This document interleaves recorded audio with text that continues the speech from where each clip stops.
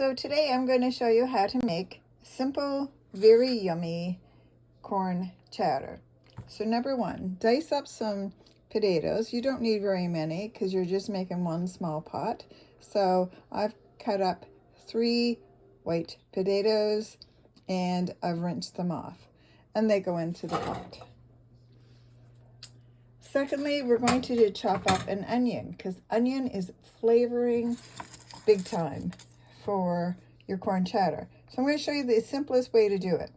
First of all, cut your onion lengthwise. Number two, we're going to cut off the ends and make sure it's not the actual end of but the top of the onion, and just chop those right off. Get rid of those. Now you're just going to peel back the skin on the other side. When you're doing your lengthwise cuts, you're just going to cut through, not to the very end, but just a little ways from there. And you're just going to chop right through and go across on both sides. And this is what you're left with. So you're just going to throw those in with your potatoes. So now we're going to just boil the potato onions until they're nice and tender. So now we've got the potatoes cooked. We drained them. And you can see they're still steaming hot. We're going to add corn. So for my favorite corn is actually no name. The no name is nicer because it's creamier for some reason. It works really good.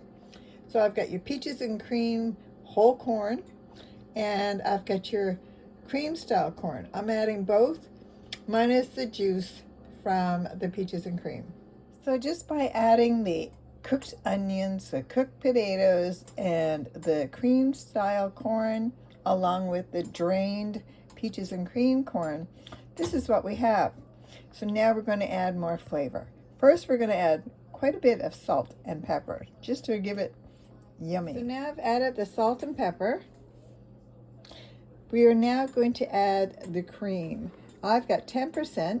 You can use 2% milk. You can use whole milk. If you want it super yummy, add actual cream. And the 10% is all you need. Just a little bit of cream, just to give it some flavor. Give that a stir.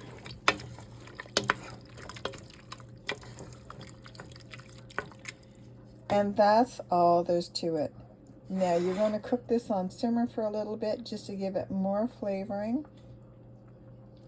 And let it cook, simmer for a little bit, 15 minutes, whatever you feel like.